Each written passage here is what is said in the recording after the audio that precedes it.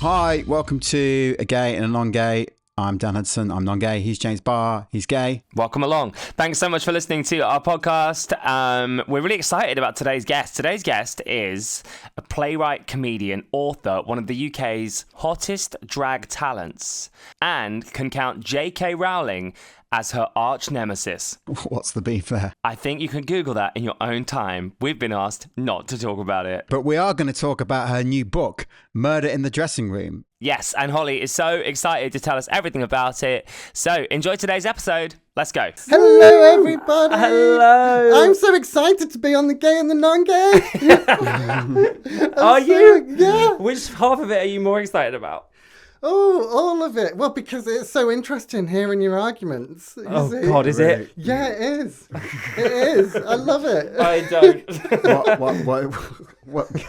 What's your favourite argument?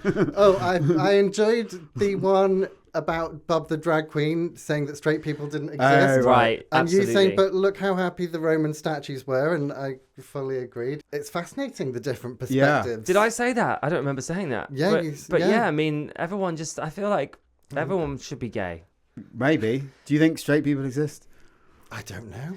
Yeah, do you think straight people I exist? think there's one Yeah. at the top end of the spectrum. Yeah. And then there's one gay at the other end. Yeah. And then And everyone else maybe is it's in the you middle. two. I think it probably. It is I think it actually is. No, because I would sleep with a woman. Right. Holly's a delicious lady. Yeah. I would have a go. Well, I mean, even like me or another straight person would sleep. Like as I've said, I sleep with Bruce Springsteen, but it's not because it's more because he's famous, right?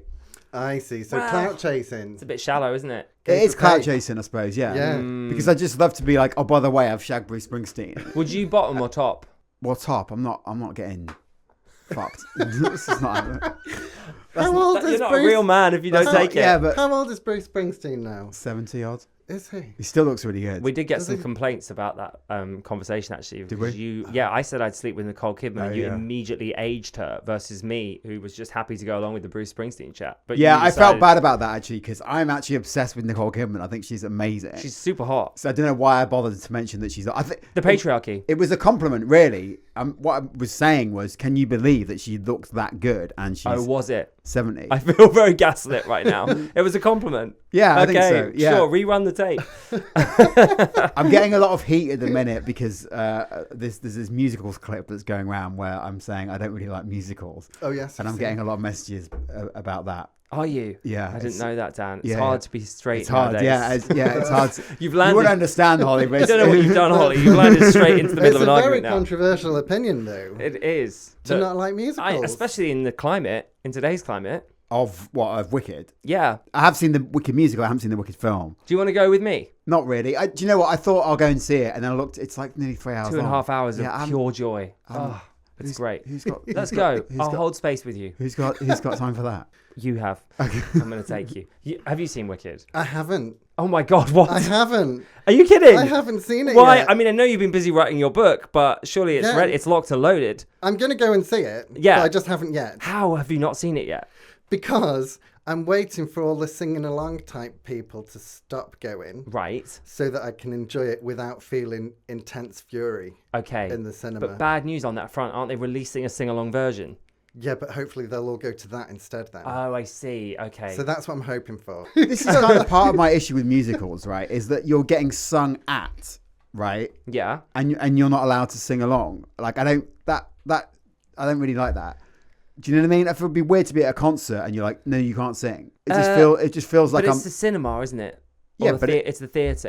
I think it's different. I think it's different. Well, Even at a concert, it would be quite annoying when people sing, actually. Yeah. I don't want to hear... That's probably why I haven't been to the Eras tour, because I I don't... haven't paid to listen to you sing. Yeah, it's hard when you've got a lot of fans screaming at you.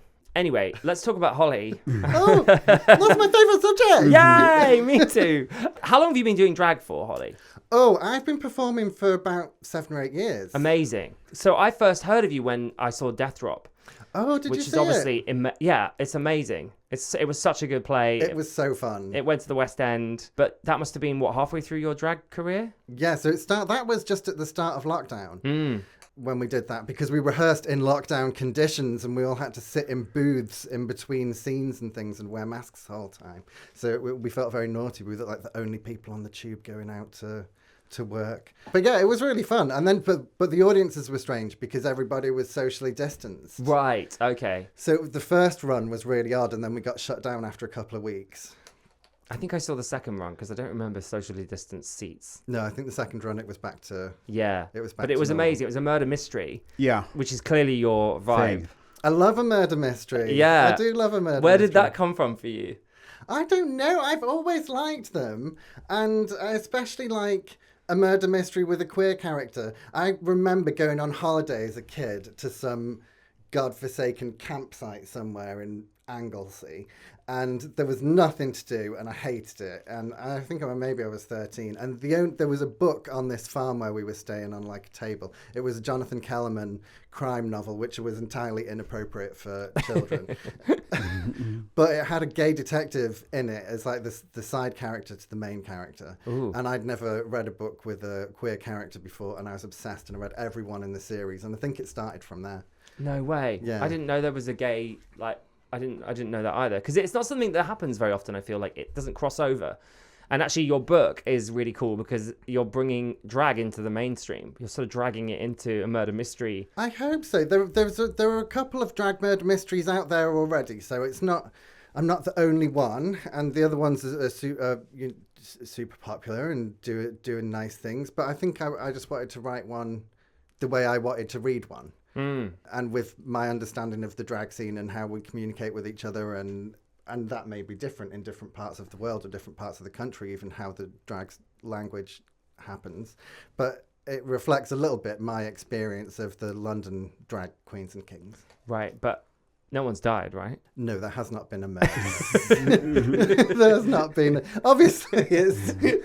I mean, obviously people have Obviously, died. it's all exaggerated. Yes, right, okay, it's fiction, Yes. But if you did have to murder a drag queen in London, who would you murder? Dolly Diamond. Dolly No. Diamond, right. Put it on socials. I would never. Yeah, I learned quite a lot about drag from reading this, and this is one of my favourite quotes. She felt like one of the older drag queens on the scene at the ripe old age of 34. Is that really true? Well, yes and no. There obviously are a lot of older queens performing, but there is a huge number of younger queens, I think inspired by Drag Race and the fact that drag's becoming more mainstream on television. And so definitely sometimes I've been at shows or shows that I have hosted or booked a lineup for where I've been the oldest one in the room by quite a long way. But you look so young. I know. And also, how does anybody know? Like, you could be literally any age based on... Cause, Oh, thank you. Oh, God. like, if you're in drag and makeup and whatnot, how does anybody know what... Well, you get ready together in the dressing room and you all chat together and you kind of learn who people are. Drag queens and kings sort of come and go as well from the scene. They'll do it for a few years and then retire their personas and move on to do other things. I guess Dan is asking, like, is drag ageist? Is that what you're asking? Well, yeah, Which I is suppose a bold so. question from someone who's been recently cancelled for being ageist towards Nicole Kidman. No, drag's not ageist at all, I don't think. I just think there are fewer queens who last for like a long term career than there are necessarily younger ones starting now. And is that because of ageism or because people want to go and do something else? I don't know. That's an interesting question. It's exhausting, I'd imagine, Yeah. performing, like, being in drag, right? What's it like in the comedy world for... What would I you think say? comedy gets away with it. I don't think there's an age limit in comedy. I think women might feel differently, but I'm pretty sure in comedy you can be any age because you just turn up as you are. So if you're old, then and you turn that into your comedy, then I think people love you. But maybe that's just my experience or how I view it. Yeah, I think it's the same in drag. There are definitely older queens and older performers that have been doing it a long time.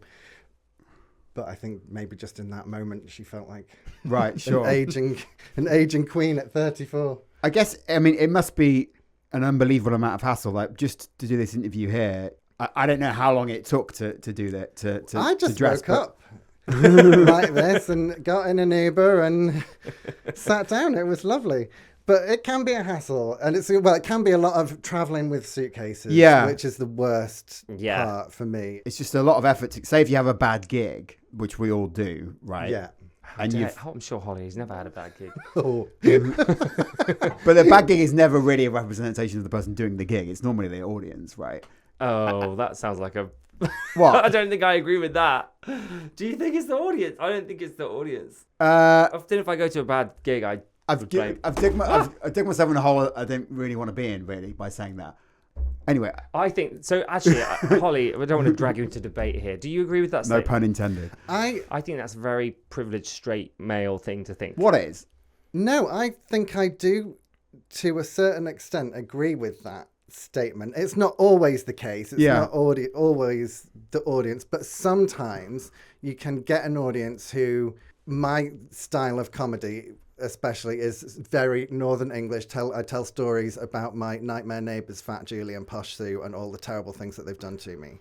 And sometimes I'll get people come to the show and they're not prepared for what I'm about to present to them. And so sometimes a bad gig is down to the audience, and then otherwise it's, energy and material and all sorts of things can play a part. But I think sometimes it can be. Yeah, I guess that's true. But I think what you're just saying there is true. Like you're putting in 90% of the energy. You just need like 10% from the audience. And if they don't give it to you, well, you need a lot more than that. But do you know what I mean? Like you're bringing a lot. I try never to blame the audience. I try and blame myself. And I suppose that's why I feel like that's the difference between you and me. Like I'm going, oh, it must be my fault because I'm gay and I'm doing everything wrong. Whereas you're like, oh, it's the audience, fuck it, I'm fine. Well, you've definitely done a 180 on that, because when we have done Edinburgh together, you've definitely been on stage and been like, yeah, it was the like. Is that what the drag scene's like? Is everybody suspicious of everybody? Everyone's suspicious. Everyone's poisoning each other. I mean, with that bit aside, the poison aside, like I when I was reading it, I was thinking, is this what it's just like on the day-to-day? Like everybody doesn't trust anybody? And no, it's definitely not like it is in the book. I think the way it's set up at the beginning of the book, where you see that Misty's friends with everybody and everyone trusts each other and it's like a chosen family kind of a community, that's really what the drag scene is like. Right. There are obviously rivalries and fallings out and arguments and stuff, but I think at the end of the day, everybody's got each other's backs. Are you thinking of getting involved? Yeah, I think so. What would be your drag name? We've talked about this before. I can't remember what You've it was. never settled on one though. So Holly, if you have any thoughts, I know Nick L of a Day writes notes in their phone of different drag queen names in case they have children. So I don't know if you're thinking of having children anytime. Do you do that? Do you think of drag names? I do not. You don't? No. Well, you're not a drag queen. You are Holly. No, exactly. Well, I don't know what I would call you. I think we had Manchester United was one. Yes. That is the straightest drag name that I've ever heard. I don't see why a straight man... I mean, how would you feel about a straight man doing drag?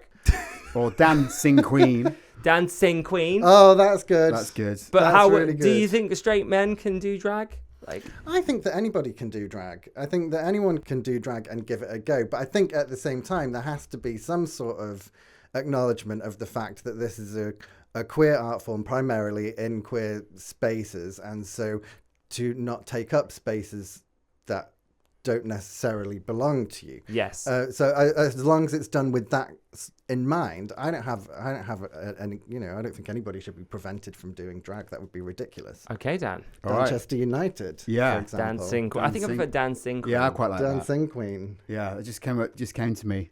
That was definitely not written for Edinburgh like 5 years ago. I don't think it was. I think amazingly, I think we came up with a load of shit names before, but not Dancing Queen. Dancing Queen is great. Yeah. I'm trying to think of other puns on the name Dan, but most drag queens don't pun their name, to be fair. Well, they're missing a trick. Wow. We should explain that to them. Yeah. Have you done drag? I haven't. Never? No. Would you want to? I don't know. I think about it a lot. I don't know if I would be good at it. No. I'm no dancing queen. Well. I don't know. What do you think? I think you could do it. I think I'd look very pretty. Yeah. I think I'd look hot. Yeah, you'd be gorgeous, drag queen. Do you think you'd fancy me if I was a woman? I doubt it, but I mean, I'd have to see. Yeah, I think you would. I think because I would know that it's you. That would. I don't know. That'd ruin it for you. Yeah, you'd have to. Yeah. I think I could turn a few heads. You'd have to just appear without me knowing. It's like our friend Melvin, who you might be familiar with from I'm a Celebrity, Melvin O'Doom. His sister looks exactly like him, and she's, I guess, attractive. But I'm like, I just can't. You just look like Melvin, so I just can't. You've met my sister. Yeah, but she doesn't really look like you like that. Right. You know what I mean? So you would bang my sister? Yeah, I think so. Oh! Well, you asked the question, you get the answer. Like, Holly, that was the worst moment of my life. I'm so glad that you witnessed that. That was horrible. Well, you shook. I need a minute. you say that, but whatever I said to that would be a bad answer. Yeah, it would have been worse So- if he'd said no. That's true. Pass me the vape. Wow. Gosh, that was a lot. Yeah, I don't Anyway. know what I could have said to that would have been okay. Yeah. No, there was no answer in No. that. There wasn't. That's awful. Why did I ask that question? You put him in the Yeah. worst That was so spot. bad. We'll be gosh. right back. So do you now de-drag, or are you No, now I just go for a nap. just go for a nap? Like this. Okay. Yeah.